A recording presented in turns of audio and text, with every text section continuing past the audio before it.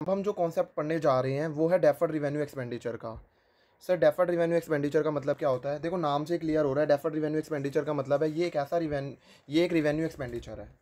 First of all ये जो है वो एक रिवेन्यू एक्सपेंडिचर है। रिवेन्यू एक्सपेंडिचर का मतलब क्या होता है? मतलब ऐसा खर्चा जो कि हमने इंकर्ड क्यों करा है, ताकि जो है वो नॉर्मल बिजनेस एक्टिविटीज़ के लिए जो है वो इंकर कराएं। वो कैपिटल नेचर का नहीं है जिसे हम जो है वो बुक्स के अंदर, अपनी बुक्स के अंदर कैपिटलाइज करें। वो ऐसा खर्चा है जो कि हमने रोज़ ऑपरेशंस के लिए जो वो किया हुआ है। ठीक है सर, ये तो क्लियर हो गया कि ये एक रिवेन्यू एक्सपेंडिचर है। सर लेकिन ये रिवेन्यू एक्सपेंडिचर करता क्या है? इस रिवेन्यू एक्सपेंडिचर से कोई भी एसेट जो है वो क्रिएट नहीं होंगे। हाँ सर, ये तो आपने अभी बता दिया कि हम इसे रिवेन्यू एक्सपेंडिचर तो वैसे भी जो है वो कोई एसेट को क्रिएट नहीं करते, नहीं तो अगर वो एसेट को क्रिएट कर रहे होते तो हम उसे बुक्स के अंदर कैपिटलाइज कर देते। तो ये जो है वो एसेट को जो है वो क्रिएट नहीं करते, बट इसका जो बेनिफिट है ना, वो हमारे को एक से ज़्यादा अकाउंटिंग पीरियड के अंदर मिलता है। सर कितने अकाउंटिंग पीरियड से ज़्यादा कितने अकाउंटिंग पीरियड से ज़्यादा में मिलता है? वो एक अकाउंटिंग पीरियड से ज़्यादा में जो है वो उसका बेनिफिट जो है वो हमें एक्सपेक्ट करते हैं कि वो हमें मिलेगा। तो जो डेफर्ड रिवेन्यू एक्सपेंडिचर होता है ना, उसे हम जो है वो मैंने आपको क्या बताया कि जो it is a revenue expenditure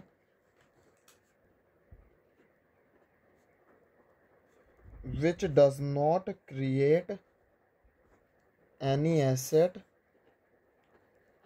but it's benefit is expected in more than one accounting period.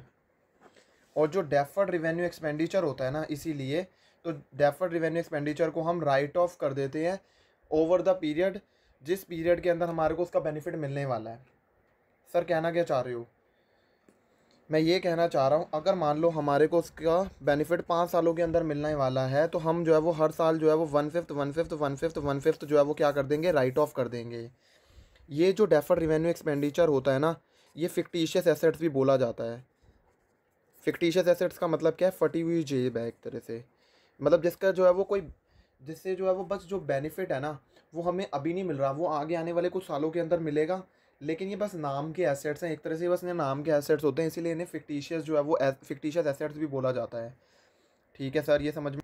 देखो यार, जब भी हमारी प्रॉफिट शेयरिंग रेशियो जो है वो चेंज होती है ना, तो हमारे को जो डेफर्ड रिवेन्यू एक्सपेंडिचर होते हैं ना हमारे बुक्स के अंदर, उसे हमारे को ख़त्म करना होता है।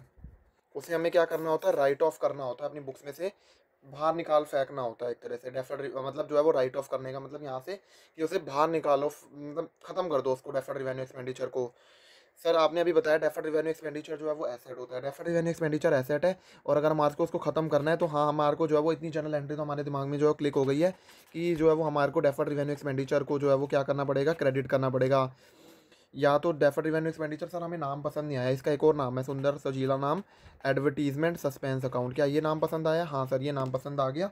तो डेफर्ड रिवेन्यू एक्सपेंडिचर या फिर एडवर्टीजमेंट सस्पेंस अकाउंट, कुछ भी कह लो, वो जो है वो हम क्रेडिट कर देंगे। और हम डेबिट क्या करेंगे? डेबिट हम कर देंगे पार्टनर्स की कैपिटल या फिर करंट अकाउंट को जो है वो हम क्या कर देंगे, डेबिट कर देंगे। कौन से पार्टनर से जो है वो लेंगे? ये जो है वो हम ओल्ड प्रॉफिट शेयरिंग रेशियो के अंदर जो है वो हम डेबिट कर देते हैं पार्टनर्स की कैपिटल को या फिर करंट अकाउंट को जो है वो डेबिट कर देते हैं। मतलब सारे के सारे पार्टनर्स को जो है वो, उनसे कहते हैं हम जो है वो क्या करेंगे, ये खर्चे को जो है वो ख़त्म कर देंगे अपनी बुक्स में से।